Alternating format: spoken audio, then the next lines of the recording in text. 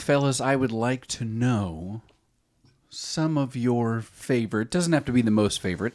Just some of your favorite, or just the things that you're nostalgic about, that you remember, that you enjoyed a lot of. Discontinued snack foods, candy, food from fast food places. So in that realm, the things that are no longer with us that you opine for since they're gone. The reason I bring this up is obviously the snack wrap is coming back. Have you had those McCrispy tenders that are supposed to go in it that they've already released? I have had the McCrispy tenders once. I don't remember enough about it, which probably speaks some kind of volume to the quality of them. I didn't hate them. I don't think, excuse me, I don't think they're, the best tenders on earth. Better than what I thought McDonald's would have, in a quality tender. So they're better than the old chicken strips they used to have. That's for sure. Yeah. Those bad boys were just salt. Yeah. So, and I'm so ready for the snack wrap. It took a long time. It has taken a long time. We have a whole nother month for us. It's June. It's about the middle of June for us right now recording this. And the snack wrap's coming out, I think, July 15th. Oh, 14th. We got a date. Yeah. Yeah, they released the date a couple weekends ago, and I was like, like 7 months and 14 days too late. This thing was supposed to be here Jan 1, baby. We're more than half of the year over by the time this thing gets debuted. They got to have enough time to 3D print all those tortillas. Man. Yeah. Well, some of the things I immediately go to are Butterfinger BBs. Oh, man. I love the Butterfinger BBs. And there's nothing really different about the BB than it is, the little Butterfinger bites or the Butterfinger bar. It's just in a BB form. Those, I think... It's like Butterfinger meets the Whooper. Yeah. There you go. I got one. Yeah, go for it. Does anybody remember the sour tangerine Altoids? Yes. And I think, doesn't Cracker Barrel have like a knockoff version? Yes, and everybody's told me they are not the same. I haven't tried them, but yeah, I do remember those. Those went hard. Yep. Mm-hmm. Those went real hard in the paint. Those BBs, by the way, those discontinued 2006. Started in 1992, so huge run.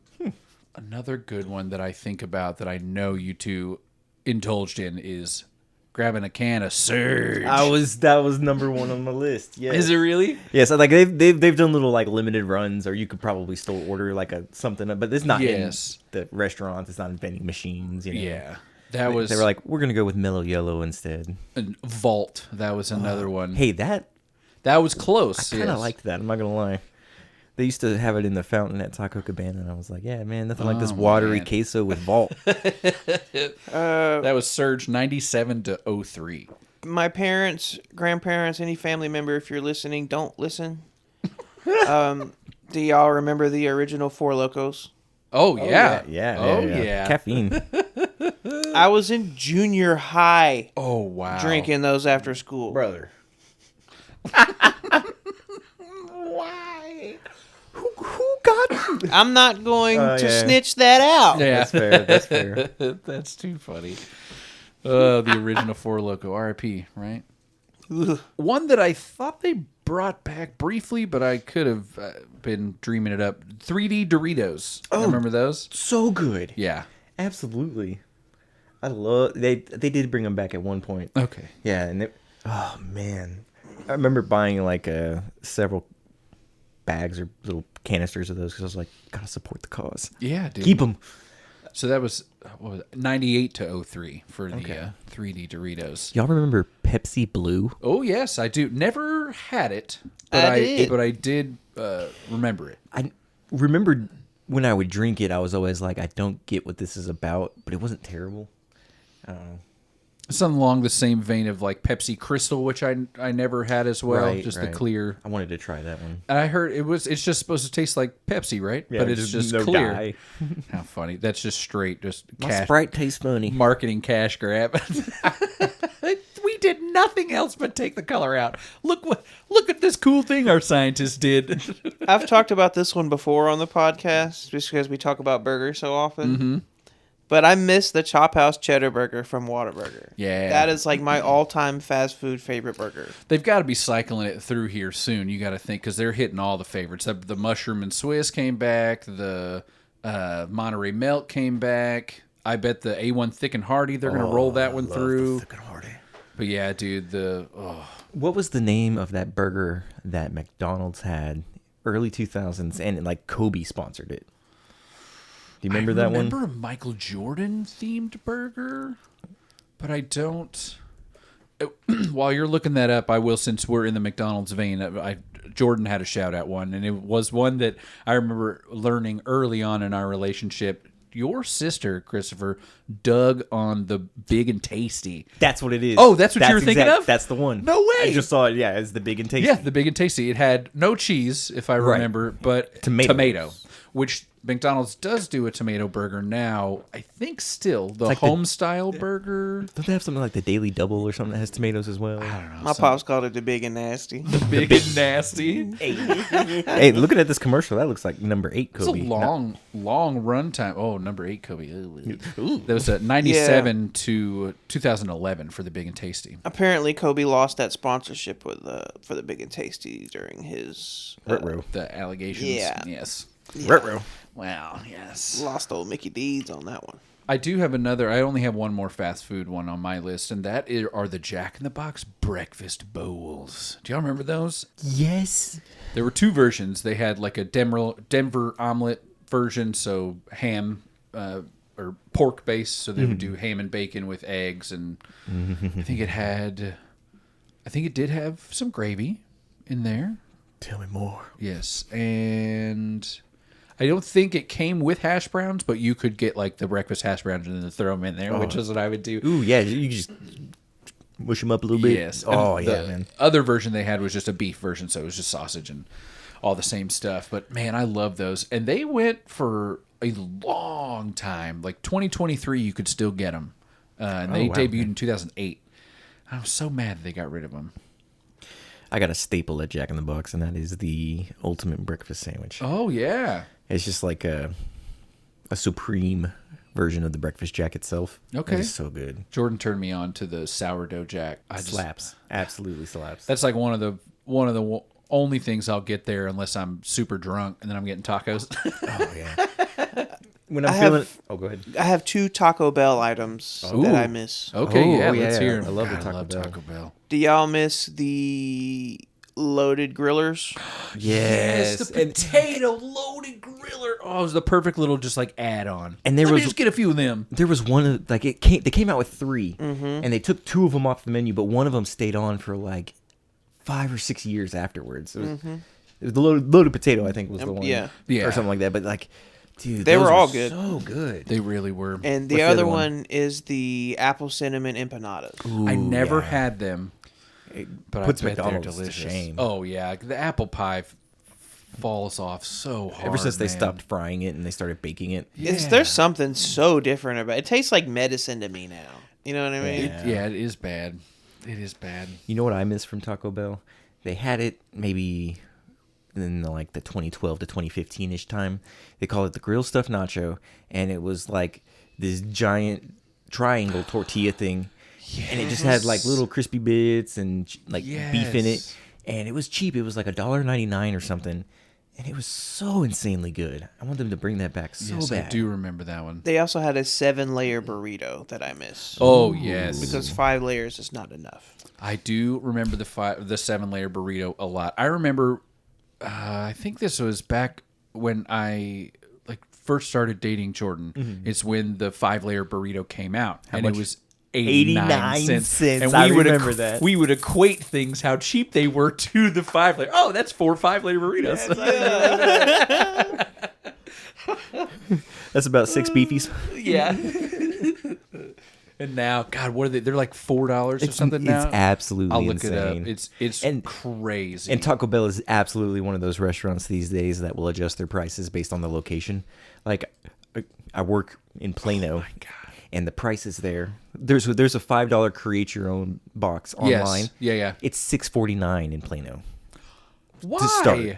I have no idea. What? I don't know what's so bougie about Plano, but Do y'all want to Price is Right on the beefy let's not 5 layer? go over. I'm gonna go closest without going over. $4.69. I'm gonna go 389. Tony's got it because you went over, but only by 10 cents. Oh, wow. $4.59 Ugh. is the price of the beefy 5 Atrocious. layer. Oh, God. It ain't that good. I also had a drink on my list because you Almost talked $1 a about. layer, you son of a bitch. We're from $1 a burrito to $1 a layer. Since you talked about the Pepsi Blue and Crystal Sprite remix, do y'all remember that one? Six they mix. came back a little bit last year, I think.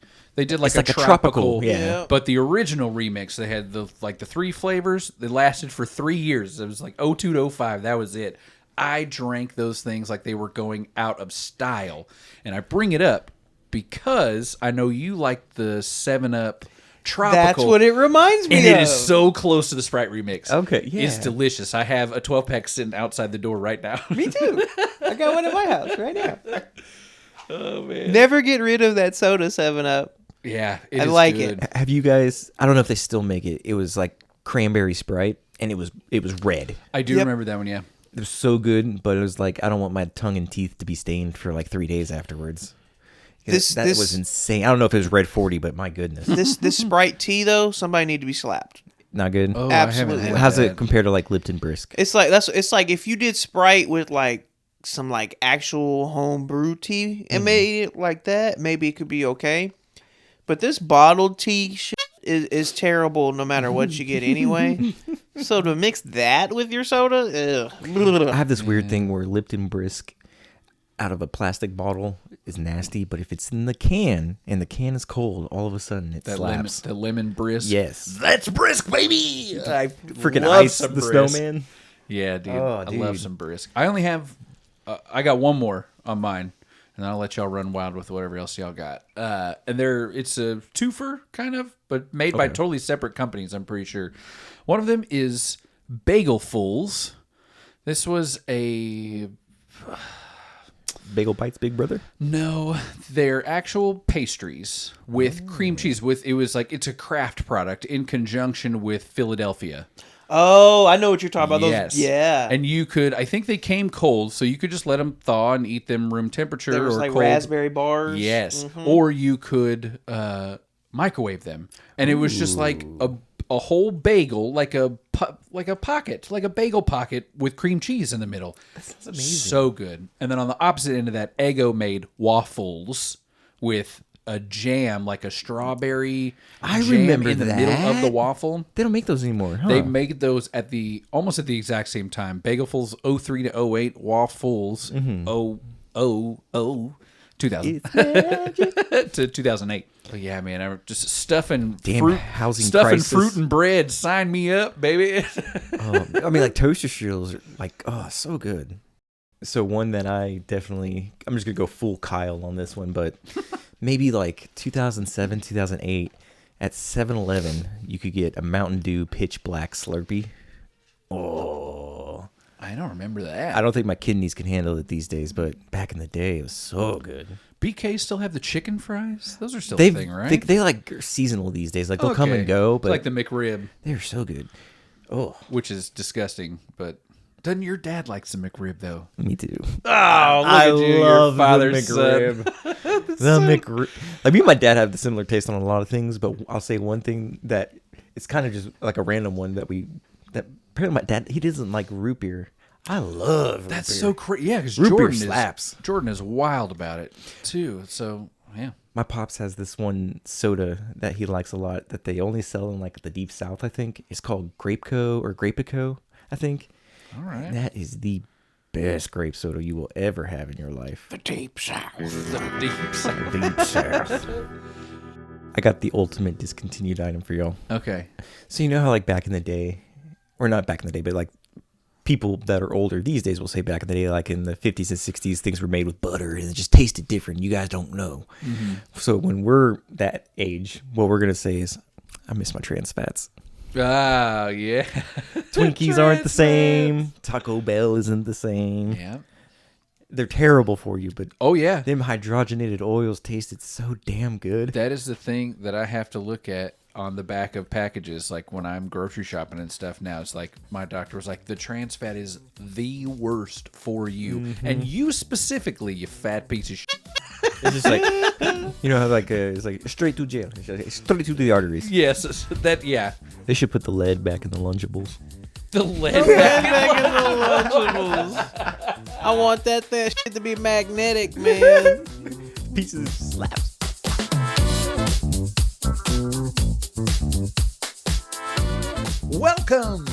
Welcome everybody to the Ranger Zone. Brown chicken, brown cow. We are three irrationally obsessed Rangers fanatics, semi-qualified to dish out our takes like hot cakes from the fans to the front office. I am Robbie Belusic. I am Chris Green. I am Tony Cook. There is a wonderful episode ahead of you today.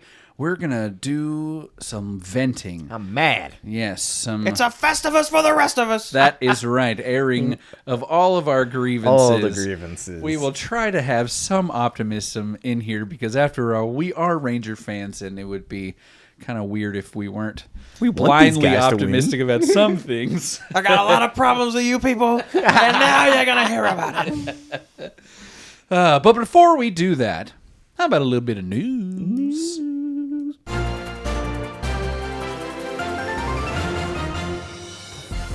Wyatt Langford's Topps Chrome debut patch card. Finally found, finally sold, fetched a $183,000 price tag. That's some buckaroos. That is, yeah, that's a lot. More definitely on the upper side of all of the guys who got debut patches. Would you say that's like just that first tier below, like the Skeens God tier? Probably, yeah. And there maybe even a sub tier below because it's it's six digits. Okay. Which Was Skeens got 11 million or something for that? no, I don't think it was that much. It was only I think it was only like a couple of $1 million. Okay. Yeah. When it was also like 2.5, something like that. I saw recently. Wasn't it a child that got it too? Yeah, the kids pulled it. Supposedly. Yes. Yikes. Well, Apparently, his dad is tied to some breaking company, some card breaking company. So, okay. and there's the weird part about it though is there's people that are like, how come we haven't seen the kid? And it's like, why are you trying to see the kid? The best defense too, like if it is a whole sham, it's like, and there is no kid. Yeah. It's like, what are you gonna do? Ask to see the kid? Right. Yeah. Fucking weirdo. That's exactly why we need to see the kid. Tony's like, hashtag see that kid. Oh, next up here, I'm just going to do a little mini coming down the pipe because we do have some pitchers coming back. Exciting. It's not yes. going to make the offense any better, but can make our already elite pitching even more elite. How can you run fewer runs allowed? Is that possible? Right? Negative runs? Yeah. You start subtracting runs from the other We're team? you give us your runs. Yeah, You're already losing. Uvalde, Bochy has said no more boxes to check. He could even skip his minor league rehabs. They normally come in and do I heard a start in AAA. He may be back for the Seattle series. Is what I Yes, heard. that's what I heard. This podcast will not be out in time for you to get to hear the Seattle series. But yeah, I heard that as well, as early as Friday. So I think let's that's the go. first game of that series, which would be nice because Seattle they're a dangerous team. John Gray is our last one. He is one more bullpen session, and then he will throw a live bullpen session. And all of these guys should be back. Just one more bit of news that I thought, since this is kind of coming down the pipe adjacent in our pitching, just, Rocker's resurgence here. If you've Corbin not is a been lefty. paying it. Okay, good. Sorry. If you had not been paying attention, Kumar Rocker was thrust back into the spotlight in an emergency role and has been answering the call. Last two outings were about 5 innings each, 2 runs out of both of those outings, 4 Lots of walks strikeouts. both of those outings, 10 strikeouts from both of those outings. Combined 9 hits out of both of those. So, doing what he's doing. The pitching's looking great, guys. There is one more bit of news before we get to the last bit of news, and that is it's All-Star time, guys. We got to vote for your Rangers. You get on rangers.com/vote. Probably, I have no idea if that is the URL, but I am sure it's going to take you somewhere. There's a utility guy you can vote for these days, right? And that's literally the only. No. There's not? You can't vote for him, but he just has a position on the team kind of thing. I think so, because I filled out some ballots, and that's what I thought. Like, they're going to do a utility guy because that's where Josh Smith would go, but he's listed as an outfielder. And I'm like, that really sucks because Aaron gonna Judge, get Mike boned Trout. there, yeah, Stephen Kwan. There's so many other outfielders. I'm like, first of all, this guy's an infielder by trade. What does that dude in Seattle play? Julio Raleigh. Jones? Oh, Cal Raleigh. catcher. He's a catcher. He's a catcher. He's a catcher With leading the 30 league in home runs. yeah, he'll be halfway through June. he'll Holy be making cow. All-Star. But yeah, so get on MLB.com or Rangers.com and find your All-Star ballot and vote for these guys. We got to get more than just the pitchers in, because right now it's just looking like we're going to be representing the most of the pitching staff. There's a good chance of that. So do that. Yeah. Josh Smith, definitely the only dude with a bat worth a vote there for sure. And that's all the news for yous. As promised, we are going to get into our feels a little bit about what in the hell is happening with this team right now. The date is June 22nd as we are recording this, so we are like 75-ish games that we have played into the season, getting close to about 100 games, a little less than 100 games left. We're going into the last game of the Pirates series, so what we've just come off of was sweeping the White Sox, getting swept by the Royals, and now looking to sweep the Pirates. So it's been a roller coaster. Yeah, a lot of back and forth and back and forth. This sweep will, if we win Be today, at 500? yes, we will get back to 500 after we were just at 500 6 games ago. Yes, frustrating. So 6 games have gone by, and we very well might be in the same spot that we were in. While the Astros continue to win. Yeah, it's very frustrating. It's frustrating. Hey, so I want to give credit where credit is due. Yes. Hunter Brown looked real good. Yeah. That guy looks like he's going to be torturing us for the next decade. So Yeah. that's real fun. Not excited about that. Maybe he has a, Oh, he'll get Tommy awakening. John at one point. Yeah, or He's gonna maybe he miss a has year some and a type half. of religious awakening and realizes it's all baseball's beneath him and makes it Like quiet. a Zach Wheeler. I'm going to retire in 2 years at the end of my contract.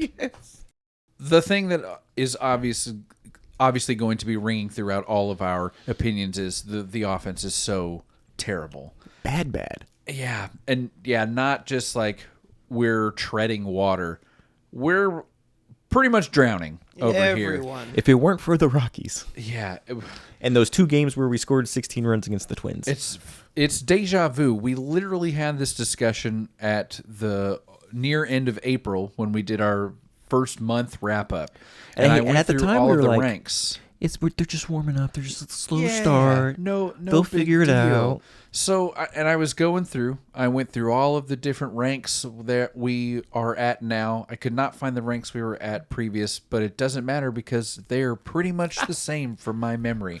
Next to last or dead last? Yeah, bottom 4th in hits, bottom 4th in walks, bottom 6th in batting average, bottom 4th in on base, bottom 6th in slug, bottom 3 in on base plus slugging, bottom 5 in runs per game, bottom 2 in fly balls that turn into outs. Oh, everything that we've been doing is all bad. What stuck out of those lists was, what was the OPS again? Bottom 3. That's it, man.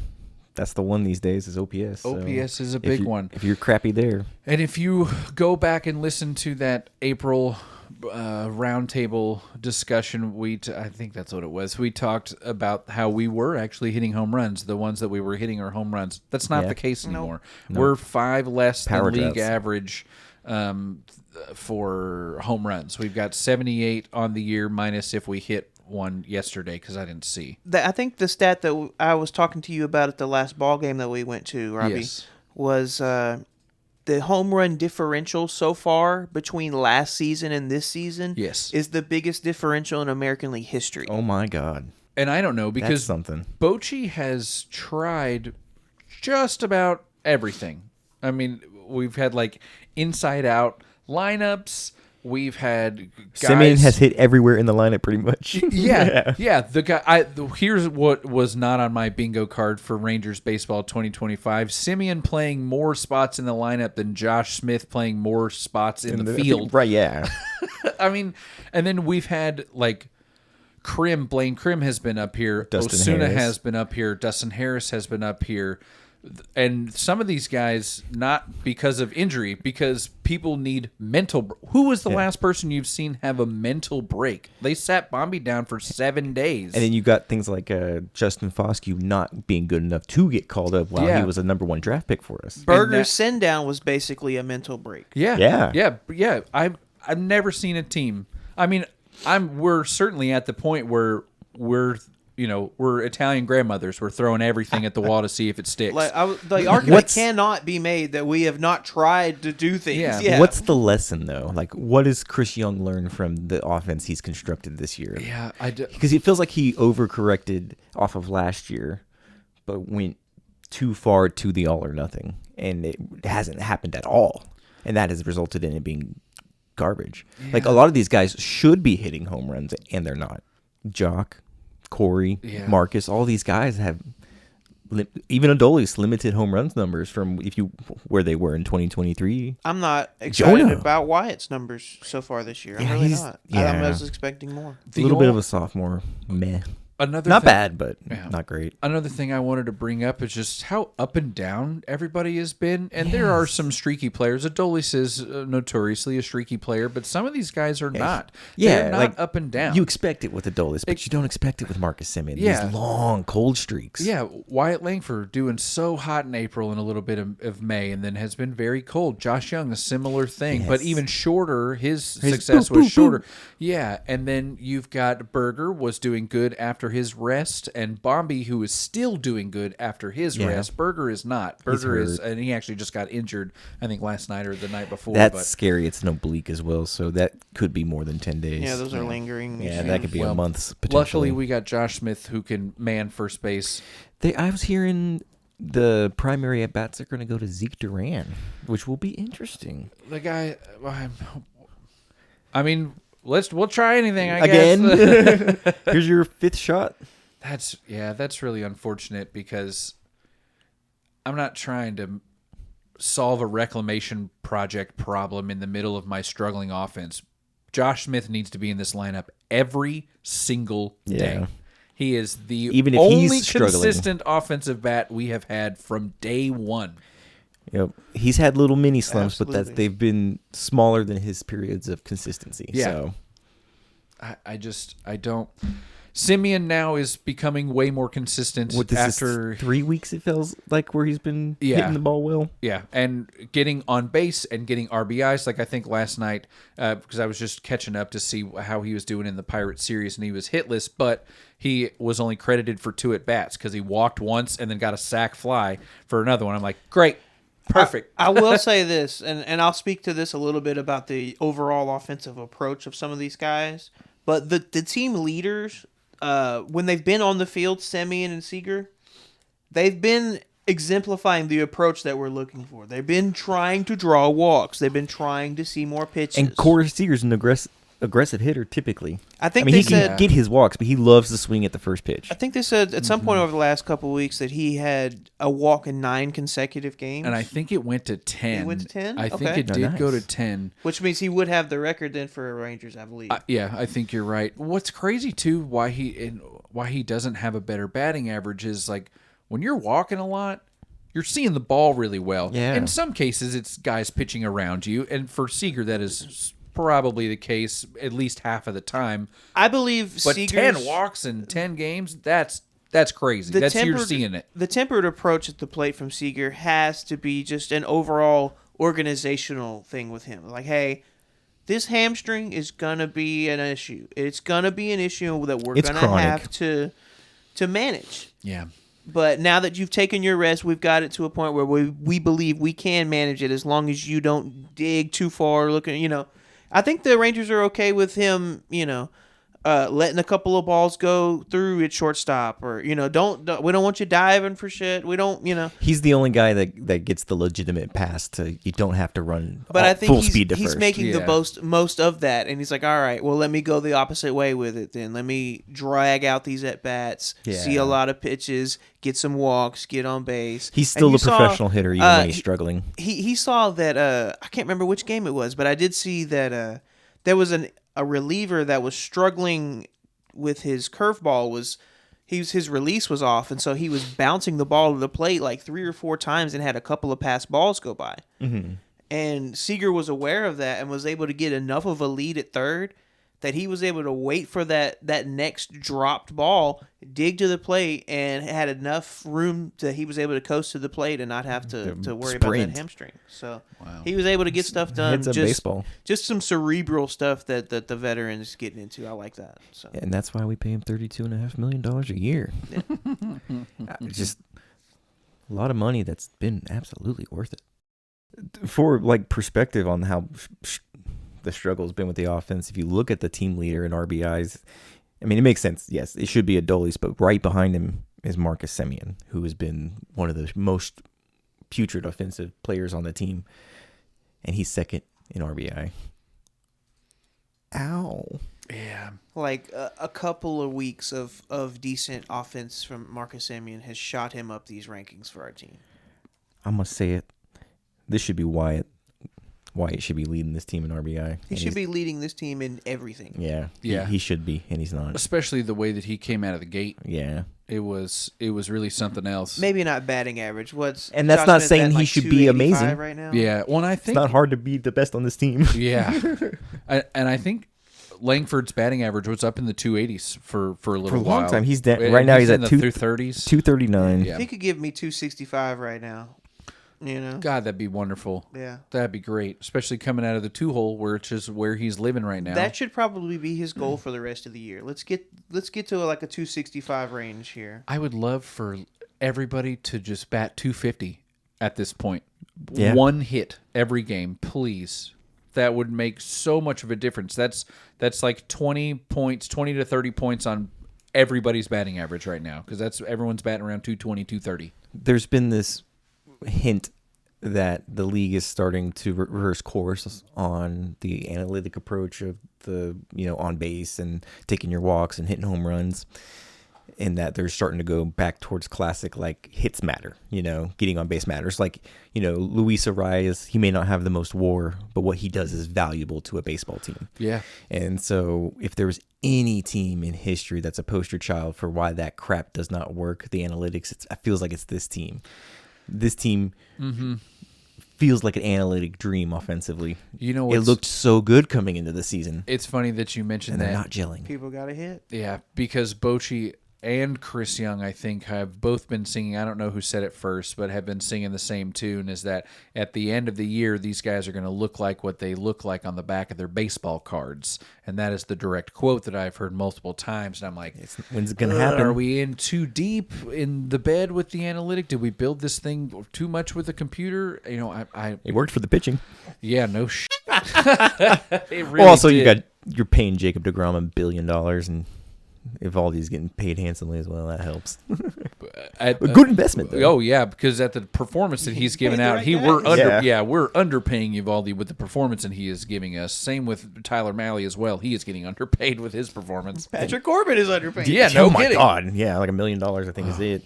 And Jacob deGrom, like, was it now they said 12 starts in a row where he's allowed 2 runs or less? It's like, that's like, he may not be striking out 1 million guys, and he may be walking more than he used to, but he still competes like Jacob deGrom. Yes.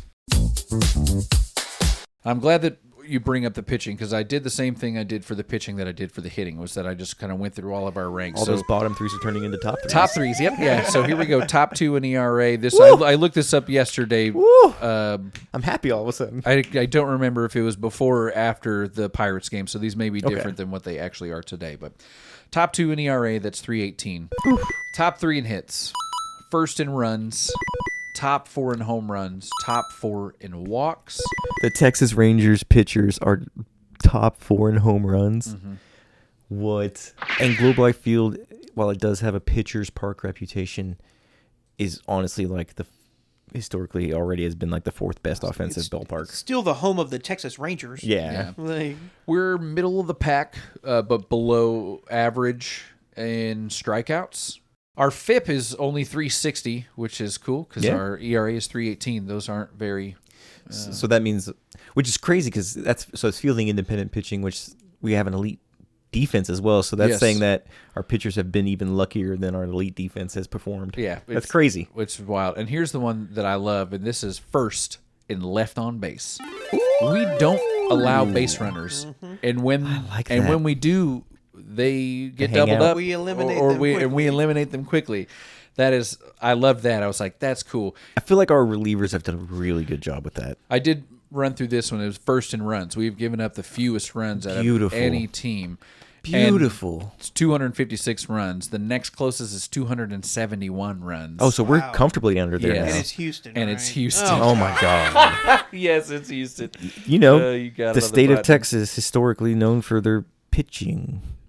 Because they had the Bees back in the 90s with the Astros. Those dudes were insane offensive teams. And then I just pulled 3 quick ones for fielding because we do have the elite fielding. Yep. We've mentioned many times that fielding percentage is not the best metric for a particular player. For a team, it can be kind of because you have to take an bigger entire picture. team's. Yes, we are solidly first in that at Okay. 0.991%. We have allowed the fewest errors at 25. We have allowed our fielders, this is specifically the fielders, have allowed the fewest runs against per game at 3.37. Shout out to Jake Berger. Yeah, man. He's been a vacuum cleaner over there at first base. He really has. Flash in the leather. What was it, coming in like less than 50 games at the position coming into this year, something like that? Yeah. Because he was definitely a third And baseman. his primarily. defensive stats had bode well in those few games. Like, Yeah, they it's like they you were really a decent. mediocre We were third like, baseman, all but right, you were doing all right at first. this might be okay, and it's really worked out defensively at least. It really Hopefully has. his oblique injury is not going to keep him out too long. Yeah. I hope so, because for how athletic he's been, he's going to need every bit of that body to be good. You know what else I just realized? A lot of these guys Be a body. a lot of our guys have been hitting the IL as they've hit hot patches. Seager was killing the ball, and then he went on the IL. Berger has now figured it out and has gone to the IL. Jock was figuring it out, and then he broke his hand. Yeah. Like, I feel like this has happened to several guys now. Don't you just feel like this team doesn't have room? Josh for Jock? Young started the season hot and went on the IL for a minute. Does anybody feel that way? I just don't feel like there's any room for Jock. If When he comes everyone's- back, I'm not in a rush to get him back. If That's for everyone's sure. doing their job, there's no rush for him to get him back. But if if everyone's still batting 220 and 230, Gotta give him a shot. Yeah, he's going to be another spaghetti noodle on the wall. let's see what he can do. Yep. I will say, I hope we're in a position that we can just slow walk that. That would be nice. Yeah, that would be nice. It seems like the breaks work. Their mental breaks or even their IL stints. When people are coming back, they're doing good. Why can't they find Why consistency? do you need it? Yeah. Why do we make pitchers with 5 ERAs look good? It's happened a lot this year. Yeah. Like, dudes that have been struggling figure their crap out against us. It's embarrassing. Our first couple of months, we were playing a lot of teams over 500, so we had the chance. This was our chance to capitalize this June. The Orioles will be a good test because if we go in there and we're doing 2 or 3 runs a game, then like we're just bags. That team has had terrible pitching. As far as being disappointments in the American League, if it was not for them, we would be the number one. I would say they were the number one disappointment in the AL. Got But their manager fired. yeah, that's true. Oh, yeah. I think, yeah. He was manager of the year, wasn't he? Yeah, in 2023. Yeah, he was. I Yeah, don't- just 2 years ago. Yeah, I don't get it. That kind of happened to Bannister, I think. If we swept the Orioles, Might happen to Bochy if you ain't careful. Was that too saucy? it's the same. Bochy? Or Was that too saucy? Is it they're too not early going to say fire that? Bochy. It would be a Oh, Well, can we just like mutually agree to part ways? Like at some point, who has to take blame for this? that won't happen in the middle of the season for sure. I don't feel think like so? it's No. way too. CY, you don't think CY's got the balls? Not to in do the middle that? of the year. No, and especially not with Bruce Bochy, and especially not Yeah. after you've given him carte blanche to do whatever he wants with his contract. You're And it's gonna not let the man his finish fault. out his year. I He's also been think, willing to try things. He's not been like a stubborn mule. yeah, I think they all been willing to try stuff. Oh yeah, but I mean, at some point, the I mean, you brought bottom three offense is a bottom three offense. They would ride him to the end what's a new and agree to retire before they'd fire him in the middle of the season. Here's my question. Number one, what's a new manager going to do to bring spark to this Skip offense? Schumacher going to do? And two, exactly, who's it going to be? Because it's either Skip Schumacher or it's Michael Young. I would do it for Michael Young. At this point, it's like, well, what is your manager now providing you with? Willingness to try things and skins on the damn wall. I think that's the only reason you get fired is because obviously the front office is wanting to see the results and is coming up with ideas, and the manager's like, "Yeah, absolutely, we should try these ideas." And again, I'm just playing a little bit of devil's advocate. Yeah. I'm not advocating to fire Bruce Bochy right now. I just want to say how long does this take before we can entertain that thought? I think his contract is up for at the me. end of The end of the season, yeah, his contract is, I think, officially, but it might be like an option kind of thing. Yeah, they said at the beginning of the year, CY had said that he can stay around as long as he wants to stay around, type of thing. But they have enough mutual respect for each other, and I know Bochy's not going to try to tarnish his legacy and run this thing. And if this year just goes so poorly, absolutely, he's probably going to walk. If we make a playoff appearance, maybe he comes back, maybe he doesn't. But somebody has to get fired, right? Well, I'm like I mean, there's no manager out there I would rather have than Bruce Bochy. Like, I can't even name. Like, I don't want to steal anybody from another team. I mean, we haven't talked about Brett Boone at all because I mean, I know he's in here and he's been here for a little while. We were hoping to see some changes, and I think that from where we were after April to where we are now is slightly better. Yeah, barely, almost within the margins of better. So. You know, it's and I like haven't kissing seen your sister. Anything specific to point to any adjustments being made at the plate, you know? Yeah.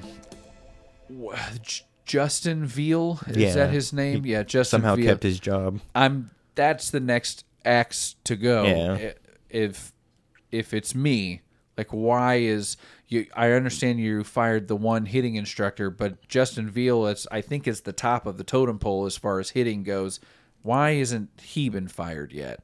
So Donnie Ecker was an interesting choice, and will be interesting to see where he goes because he was also there in 2023 when these guys all had career years, which he was also on the San Francisco Giants in 2021 when they won almost 110 games and beat the Dodgers in the division. So it's like, this guy has a track record of success, and was it even his fault?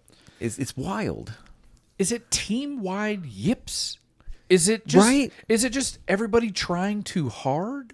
Like it feels that way for guys like maybe Adolis, guys like Jonah Heim. Well, and Adolis is going to try too hard at every at bat. It's just at what percentage. That comes with the territory with him. If it's 150% or 110%, it's somewhere in between with him. He does good at 110. He sucks at 150. Yeah. Like, he'll chase the ball. He'll chase the ball at a 50% chase rate, but his whiff rate on chase balls will be like 25%. He's still hitting them. Yep. Foul him off. He's fighting. He's battling. That's true. He strikes out a lot swinging. I was specifically with our offense because we're all going to talk about how bad the offense is. It's just there's nothing else to talk about. You're not going to talk about how bad the pitching is. Yeah, because it's not bad. So, specifically with runners in scoring position for the Rangers. Ugh. So we just seem unclutch. Our runners in scoring position stats are basically identical to our overall stats. Okay. There's no elevated intensity for these at bats with runners in scoring position whatsoever. Nobody's out there doing the Juan Gonzalez where I see better with guys on base. 4 runs, guys. That is not a difficult milestone to get to in an MLB game. I know where this is going. There are 1, 2, 3, 4, 5, 6 teams in Major League Baseball right now, with Baltimore flirting with this line of Major League ball clubs who are not averaging at least 4 runs a game. The Texas Rangers are one of them. These other teams would be Cleveland, Colorado, the White Sox, Kansas City, and Pittsburgh. Most of these teams are teams that we have also played recently and have played 500 ball against. So I feel like that's a good litmus test to judge where we're at as a team as well. Mm-hmm. We're playing 500 ball against some of the worst teams in the league right now. Do you have our record when we score 4 runs? So that's what I'm going to get at. Yep. This is what I'm getting at. So when the Texas Rangers score 4 or more runs to this point in the year, we are 23-3. Oh my Yep. God! If we score 4 runs, the pitching's got our back. We just can't score 4 runs. 23. What the hell? 3. Yep. I think two That is guys on our team have double-digit home runs right now. Ugh. Wyatt and Berger. Ugh. Nobody else has double-digit. So a 229 batting average with runners in scoring position is basically just our team batting average overall. Yeah. Yeah. The league average is 260. Oh my God, we're that far down? Yes. If we were hitting league average with runners in scoring position, our offensive rank would jump from 27th to top 10. That's Yeah. more than we're worse, more than 1 hit per game. If we The were just 265 average means you're getting at least 2 in one of those games. if we were just league average at scoring opportunities, Jesus. that's where we would be. We would also this would also change several outcomes of several games that we've had this far to this point in the season, and we would be in striking distance of the division and in comfortable position for a wild card spot. As far as so Heim, Garcia, Seager, Semien, and Young have been our most clutch hitters historically. Yeah. And only Semien has performed to par with runners on base so far this year. And that's kind of shocking. And even Well, he does he have the had an RBI. abysmal April, and his May wasn't a whole lot better. Yeah. Right. Seager just needs healthy at-bats. I'm not worried about the 2-time World Series MVP. Yeah. But Jungle Cat, Bombi, and Jonah Heim look completely lost on pitches that start middle and then fall out of the zone on the curve or sweep out of the zone on a slider. Jonah is really Jonah. surprising to me, Yep. too, because he bats so well from both sides of the plate, and he's the catcher. He sees The catcher's got to be disciplined. Yeah, he sees the ball coming into the plate more than anybody else on the field. He's too damn And tall to he be catcher. started so well. He started off so hot. Bombi has got to settle down on the Seymour pitches. We talked about the 120 versus 150, I think, just a second ago. Yeah. He's got to settle down. He's always so amped for at-bats with runners on, and he needs to just stop playing the hero and just let positive outcomes manifest more naturally. I'm not ready to make any changes with any of these aforementioned players, obviously. Yeah. But we are almost at the All-Star break, and it's time to decide whether we are buyers or sellers at the deadline in less than a month. If we suck in the next month, You've got CY's quote on that as well. I right? do Okay, cool. have Siwa's quote. if we suck over the next month, I would look for CY to package one of our veteran position players with one of our overperforming starting pitchers, cough, cough, Tyler Malley, cough, cough, in an attempt to bring some new controllable talent to the ball club. I was looking up. Hold on, just quickly. no, I you're was good. looking up our age just to see if that made a difference. I think we're like on average the 4th oldest team in the league right now. A lot of that's the pitching staff. Yeah, I think it is a lot of the pitching staff. I also think that, and I've harped on this early on in the season, and given that he's the only offensive player that's doing anything right now, it's hard to say that he should be a trade option. But the resurgence of Marcus Semien, to me, His trade value is higher now than Way it probably higher. will be when ever. you can just pluck Josh Smith and just let him play second base every day and be perfectly True. fine with that. It also. True. It also helps that your number one prospect is a middle infielder. I was just about to say that they're Walcott. looking at him for outfield too, which we can always use outfield help. And if the guy can learn how to play He feels center too- field, I'd love for him to be a blue chip center fielder. And we know, okay, so Corey's not going to play shortstop forever, but That's it true. still feels like even then Walcott doesn't profile as a long-term shortstop because No, of how he big doesn't. he is. Yeah, he's honestly big, just like Corey Seager's big. Corey Seager's too big to be a And shortstop not to that- begin yeah, with. Yeah, not that big guys can't be shortstops, but this guy is too big and too athletic. Yeah, He can when you be- look at him, you're like, he can be so much better at a different position. what does Ellie play? Ellie De La Cruz, is he a shortstop? He's a shortstop. Even I guess the big guy trend is in with shortstop right now because he's a big dude too. O'Neal Cruz got moved to the outfield but came up as a shortstop. Yeah. Did you see that lazy ass attempt that he Man, had the other day? Was so that yesterday? bad. O'Neal I or think Ellie? that was the first game. Oh my goodness. Who? Which Cruz? O'Neal. O'Neal Cruz Oh, in okay. center. It was a rocket line drive that just dribbled out past second base and into center, and he just took the laziest angle, ended up having his glove way to the left side of his body, and that ball just straight under his glove, and then he didn't make a single move to go get this ball. He just You get put it. his hand on his hip and said, "Yep, I fucked up." What in the Like, Niger Morgan?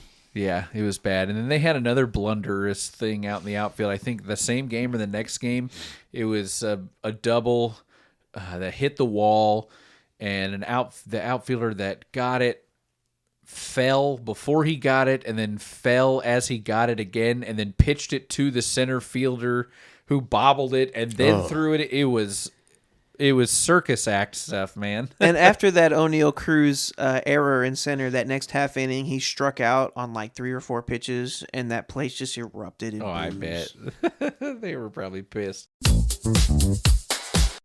On your point to the All-Star, what we're going to be doing at the trade deadline, the All-Star break is coming up here.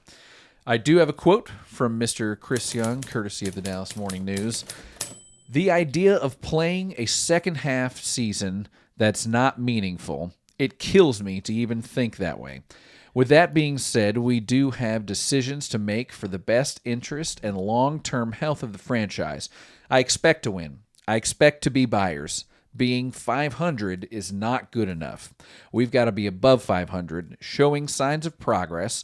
We need to be playing better baseball on the road, and we need to see real improvement offensively because we may see some regression with our pitching. That's only natural, but we do need to see our offense carry us for a period of time. Yep.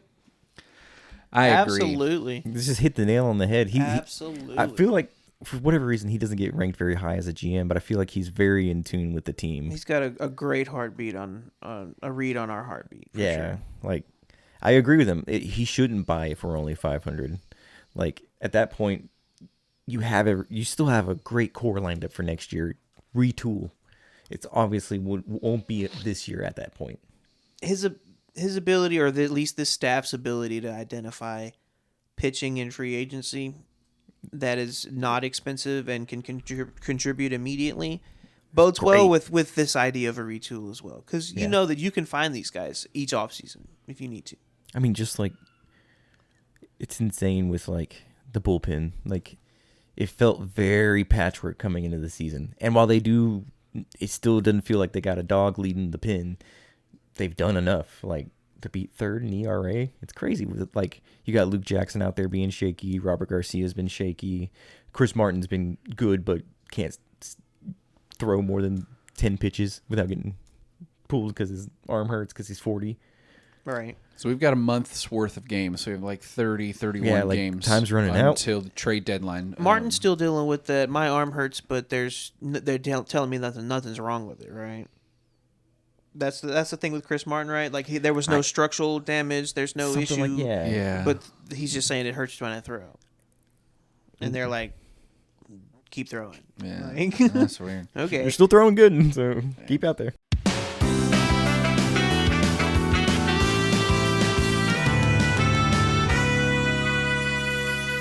I wonder if Rafael Devers gets to carry over his votes that started on the American League side over to the National League. Oh, wow. That is interesting. I bet not. Because I was going to say. I'm looking at the ballot, and they have this little emblem. He's on the National League side now, and he has this little emblem that says second, and I'm guessing that means he's second place on the voting. Second place on the voting. So he had to have had those carry over. But at the same time, Shohei Ohtani has first, so he's not going to catch Shohei. That's just not going to happen. Man, that sucks for him, dude. You might be the backup DH. Yeah. You ain't starting over Shohei. I'm sorry. Because I'm trying to think of American League DHs if he was still in the American League. Who else?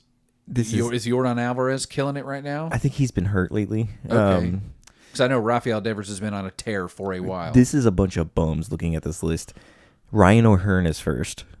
Oh, my God. And second is Ben Rice for the Yankees. my Oh, yeah, goodness. dude. God, that sucks for Devers. And I mean, Jock is listed as our guy, and ain't no way in hell anybody's voting for him. Why isn't Josh Smith listed as the DH then? Jock is injured. He's been famously injured for at least a whole month by now. He broke his Yeah, hand. you can't put your utility infielder on the DH spot. He could play playing all anywhere he over the wants place. to. He's really screwed. That's the league or whoever is really screwing him by having to be in the outfield. But I understand It's you just- can't put him in the infield. You have guys at those spots. Is there anybody offensively on this team that deserves it more than him at this point? Like maybe a Wyatt? No. And then maybe a I mean, there's still 3.5 weeks to go. Josh Young's been doing all right. Marcus but not an Semien all-star. could make an argument if he continues to just keep doing what he's doing and get better, but that's maybe the only He had person I can see. Such a slow start. Yeah, That was- and that's the only thing. He he's would been have to tearing just it up lately, continue though. to rock it. And he's tearing it I'm up. so glad to see that. But Oh, he's the I was only getting one. scared there. Yeah, for real. Yeah, but we can actually continue this discussion because this is our closing topic, so we'll just throw this on at the end. Doley has has had who I think is going to make the All-Star team. Okay. Adolis has been one-dotting since he came back from that little benching. He has as well, but I think he's plagued the same way Simeon is he just had such a slow start. Oh, yeah, there's Everyone no way had he's making the such a All-Star team. Wyatt maybe if Wyatt figures out his little slump, whatever he's doing, then he may be, but he's taking an outfielder spot. I was gonna say the problem with Wyatt is the same thing with Josh. with Josh, It's an he's outfield an outfielder spot. spot. There's no way. And Judge is automatically going to get one of those. Here's what I think we're gonna have 4 All-Stars, and they're all gonna be pitchers. I do as well. Yep. Yeah, I think so too. I think there's a good chance that At least 3. At least 3. I think Uvalde absolutely makes it. Jacob deGrom absolutely makes it. Jacob And deGrom makes Malley it. makes it. And man. Malley makes it if he's back. Yeah, he's got to come back. He's got to come back. And I don't know if he'll be back. So if he's not back, he's not going to be on Yeah. there. Boy, Patrick Corbin would be a really interesting oh. alternate. He would have to be like an alternate coach's pick because That would be wild. the dude is doing He's work doing this good. year. He's putting up innings and low for him, for especially ERA. Yeah. What a coach's pick, though. Yeah. Oh yeah, and that would just pour salt into the wound of Nationals fans. Oh, They'd be yeah. so mad. What about bullpen guys? Bullpens and closers, you think we have anyone that's worth... There are so many others I feel like who are just doing elite stuff, whereas more is a success by committee right now because everyone's kind of having So, a lean on everybody else. I'll say this one guy I got to eat crow on from the beginning of the season, Sean Armstrong. I don't know if he's All-Star worthy, but he's been way better than I Quality thought he would be. member Yeah. of this bullpen. For He sure. has done... I thought he'd be more like what Jacob Webb has been for us, who's kind of been like any day he can go out there and kind of cough it up. Yeah. I really have enjoyed his versatility, Armstrong's, because Yeah. sometimes he'll just come out for one batter or 3 batters, and then sometimes he'd he'll come out for start- 3 whole innings. Yeah, and that he was started crazy. the other He did day. amazing. Yeah. I think he had 3 perfect innings. It was wild. Yeah, he was a wonderful signing for us in the off season. So yeah, a guy that's capable of succeeding in multiple roles It in your seems like- bullpen. That you gotta, yeah. Chris You gotta Young's have that ability to identify quality bullpen arms is miles ahead of what JD had. I'll say that. Yeah, So I mean it does. Even just like 1 point of an ERA makes such a difference. And all of these guys are, what our ERA for our bullpen when it has been bad is usually in the 4s and 5s, and now it's low 3. it's real low. I got you here in just a second. Just elite. It's like Yeah, second or third lowest in the league. I don't think I have. With the second lowest starting pitching ERA. Yeah, It yeah, is. pretty It is much. fourth. So the only teams that have better bullpen ERA than us are the Giants, the Rays, and the Astros. Well, then there is a good Fuck chance. Well, then there is a good chance we have some of our bullpen guys actually make it on this squad. It's a shame that we can't vote for the pitching. Yeah, right. Yeah, because I mean, in that case, we could really flood the ballot box on these pitchers. I Oh, mean, yeah. between DeGrom and Eovaldi, those dudes should be getting way up there. Like, it would be cool. I know they do all MLB now at the end of the season. Yeah. But if you could name an all-star rotation, because like, you get your starter, but it's like, give me a rotation where Yeah, it's like that if you would wear be it like cool. a badge of honor. Yeah, They don't weigh these all MLB rankings the way they do with like the all NBA though, right? Where they can tie that into like contractual obligations and bonuses Not and stuff like that. yet. They don't currently. It's just strictly an honor at this point. Where because there's always been that argument that's like the all-star guys. That's halfway through the season. You can have a hot start and then just be crud for the last 3 months of the season. But you were an all-star that year. So they've always wanted to kind of have something to correct for that at the end of the season and be able to recognize guys outside of the awards. Yeah, that's good. I mean, that's smart. And I think Pookie was either the starting utility guy or the second string utility guy last year. Yeah, I don't see any offensive guys, no batters making the team unless it's like a scratch situation like last year. That had like to be several Corey scratches. Several scratches. Well, I thought that too, but Marcus Semien was an all-star last year because Jose Altuve had some wrist thing or whatever going into the break and didn't want to play. That defense, I think, is still holding up for Marcus. Yeah. See, like we mentioned earlier off the mic, where it's like you have an elite starting rotation, you have an elite bullpen, and you have an elite defense, and you're one game under 500 because your offense is putrid. Thank you, dear listener, for playing along on another episode of The Ranger Zone. Nice, guys. Nice.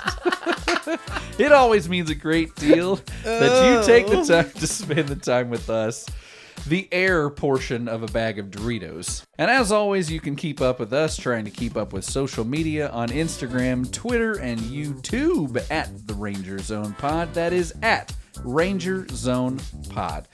We're worth a follow for the nonsense alone, and of course, listen to us just about anywhere you get your podcasts. Thank you again. This has been The Ranger Zone. I have been Robbie Belusic. I have been Stelio Cantos. I'm Chris Green. I have been Tony Cook. And hey, prayers up for Wash. I heard that he's out indefinitely. Yeah. And sometimes that's the way the baseball go.